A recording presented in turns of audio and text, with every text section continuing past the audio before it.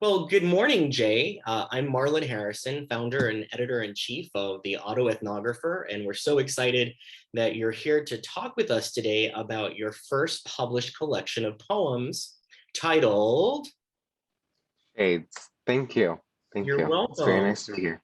Congratulations. So let's go ahead and share the screen, and we can show viewers how they can find out more about your book. So the book is currently sold everywhere where books are sold. And I'm just showing you Amazon here. So there are a number of ways you can purchase Jay's book. You can purchase it via original hardcover, via paperback. It's also available on Kindle as an ebook. And I do believe an audiobook is available as well. Uh, Yes, it is. so we can purchase here, and you can also look inside and get a quick glimpse of some of Jay's work. But in full disclosure, we should also tell you that Jay is a editor of our the Autoethnographer editorial board. So we can also find out a little bit more about Jay on our About page. So Jay, here is our interview that our audience will be scrolling through to learn more about you. And I guess the first way to begin is simply to acknowledge that although the named method autoethnography is somewhat new to you, autoethnography in itself is not new to you. So can you tell us a little bit about how Shades came about for you as a writer, as a poet, as a person, and why you see it as autoethnography? So I have been a long time client with my therapist. We are about to hit 4 years with the same therapist.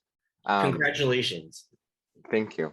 And I can't remember when it was. It was sometime in 2019, I think. Yeah. My therapist looked at me and said, "Okay, you're having a lot of feelings. Go write them down." And I was like, "Okay, cool." Like, she told me to journal before. Um, I was never really good at journaling. And one day I just had this idea to just sit down and write. I can't remember what the feeling was. I don't even remember what the first poem was. It's written down in a notebook somewhere. Um, and it came that my thoughts came out as a poem. It wasn't very good. It's not in the book. Um, and I just I just kind of stared at it and I was like, I just wrote a poem, which is very unusual for me because I am not a poet. Actually, in college and in high school, I I was very vocal about the fact that I did not enjoy poetry, especially American poetry. So why do you think your reflection on lived experience took the form of a poem rather than Dear Diary or a short story or just like a personal narration? um, I think it took the form of a poem because I I let myself write. I, I just wrote. And instead of writing in verse, instead of having a specific meter and form, I just said, this is where this line ends and the next one starts. And not many of my poems rhyme, not many of them have a meter. Um, it's just words. And But it's very pithy. but what you've described is a manipulation of form, a purposeful manipulation where you thought to yourself, this is the feeling, this is the emotion, that's the experience, and those are the words, and that's where they go, and that's it. So what changed for you? How did you become an autoethnographic poet when you've already told us that you did not embrace poetry as an adolescent? Um, I I fell in love with the process. I Every time I would sit, well, as I it started very slowly. I would write one, and then I'd just look at it for a while, and then I would have another feeling, and I'd write another one, and then I started to really fall in love with examining what I was feeling and putting that on paper.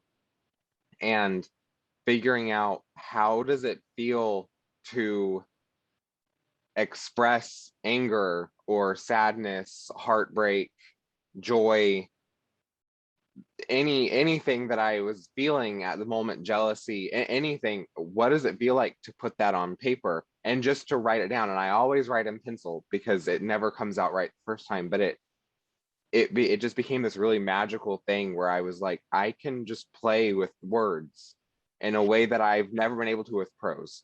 And I think there's something important, you know, without getting overly philosophical about the mechanisms of poetry, but knowing what I know about you, because I do know you fairly well over a number of years, dear audience. So knowing what I know about you, and it'll come out more in the interview as well, I imagine there must have been some sense of power in you being in control over not just the experience, but how that experience got expressed. Yes.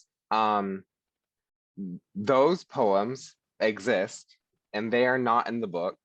That does not mean that readers won't see them at some point. But I, after I sent in the manuscript to my publisher, I never stopped writing.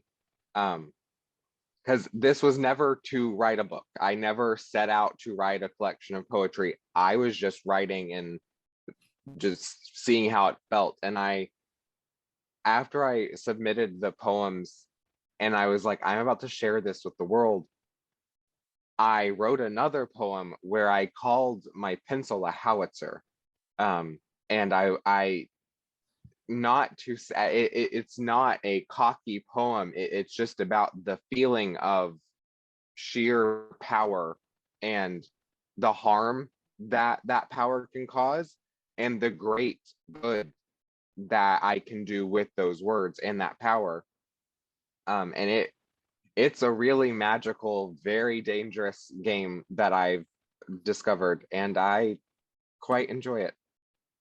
In your dedication to your book, Jay, you dedicated to the beautiful, the broken, and the beautifully broken. And after reading your collection, it seems that Beautifully Broken would also have made a very fitting title for this collection. So could you tell us a little bit more about this idea of being beautifully broken and how it relates to your poetic reflections on lived experience? So I have, for a very long time, struggled with traumas from my past. I've been in therapy for 4 years. I have covered all manner of things. I'm quite vocal. I'm not quiet at all about the fact that I was in conversion therapy as a teenager. I was a victim of sexual assault. Many traumas throughout my life. And on one hand, I feel broken because of these things. There are fractures inside of my identity, but there's also beauty in that. Had I not gone through these things, I wouldn't be able to say the words. I wouldn't be able to write the words that I put on paper. I wouldn't be able to put these words into a book. I wouldn't be able to help my students. I wouldn't be able to share what I have because I wouldn't be me. And so I find beauty in that brokenness. So I think of myself as beautifully broken. And I think everyone that reads and everyone that exists, quite honestly, is in some way broken.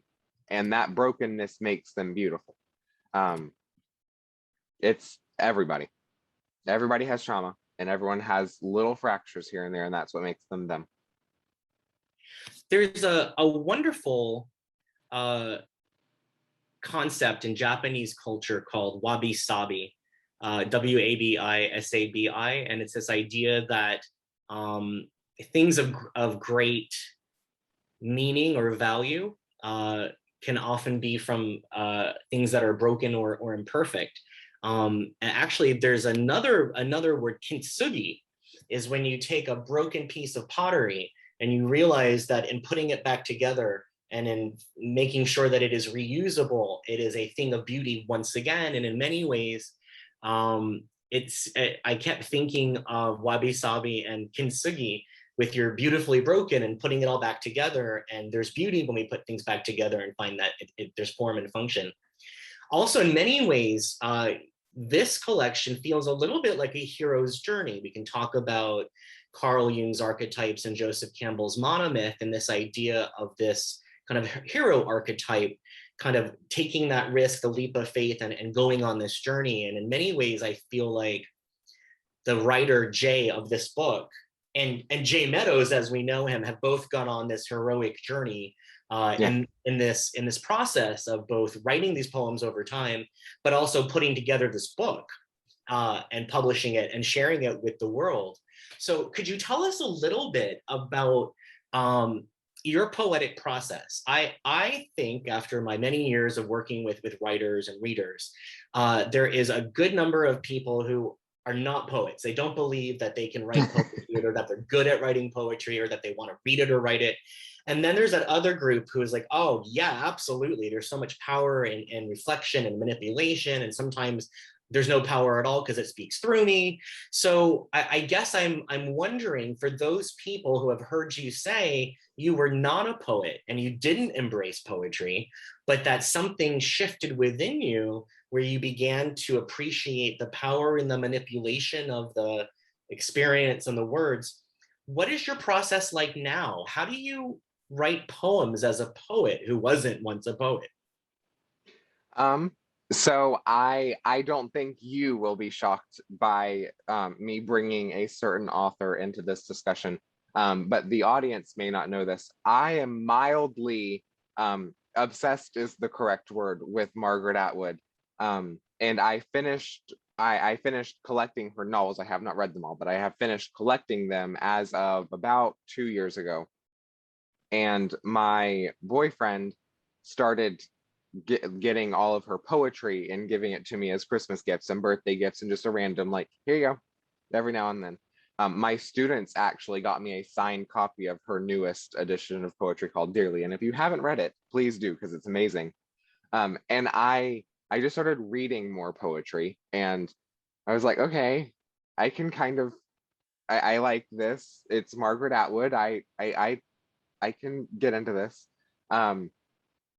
And so I then began to branch out from Atwood because her poetry is incredibly difficult to find.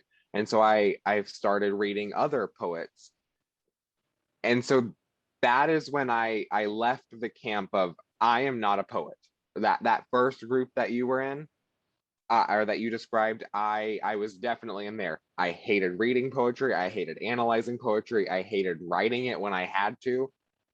And then suddenly I just kind of like dropped myself into this other group that appreciated poetry and then started creating it. Like I said, it just, one day I had a feeling and it appeared on paper as a poem and I was shocked. It's generally, I feel a feeling, I sit down to write, and then there's a poem. And almost always at the end of the poem, I'm like, okay, that was I didn't know that I felt that way. That we didn't know that. And I never go on a power trip while I'm writing. It's never oh, how shocked can I make the audience be by my thought process? It's just how do I feel? And the words appear on paper. I wish it was something grander, but I really just, I have a feeling, and that's part of why it's so autoethnographic, because it is just about how I'm feeling in that moment. So then you have two master's degrees in English and creative writing. And so you have years of being a literary critic and scholar, being an academic researcher, and more recently, you've taken a turn towards the social sciences and the intersections with literary studies. So how is writing a poet as an autoethnographer different from what maybe many new autoethnographers are introduced to, this kind of the first baby steps of understanding autoethnography as a form of qualitative research that seeks to explore culture via reflections on lived experience. Having written a major scholarly work that is soon to be published alongside a group of poems, both of which are autoethnographic, can you reflect a little bit on these writing identities that are emerging, or maybe have always been there but just now have names? It's definitely that. It's definitely something that's always been there, and now I have a name for it. With my academic work, especially with my master's thesis, which was my first soiree into autoethnography that I knew of. I just started, I wrote.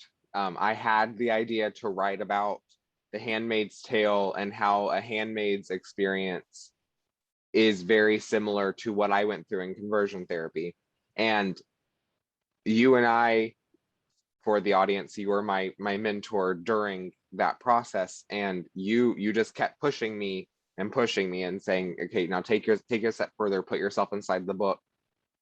And so I did, and it was moderately terrifying and wholly illuminating. And when I got to actually writing it, I wrote the first 2 pages of my thesis in about an hour, and it was very heart-wrenching, not tear-wrenching. It was very like my heart hurt because I couldn't keep writing, because I needed to get that approved. I needed someone to say, you're doing it right, because I'd never done it before. Mm. And then once you said yes, and I had peer mentors say yes, I dove in and I started writing. I wrote my almost 30-page thesis in about 3 days, if I remember correctly. And I remember my classmates were moderately angry. But I similarly wrote my poems, and they just pour out. When I start writing, they pour out. The major difference, though, the writing processes are similar, but the major difference is that there's no theory, there's no lens, there is no, you must talk about it with this. I don't have to talk about a theorist, I don't have to talk about this study over here. It's all about me.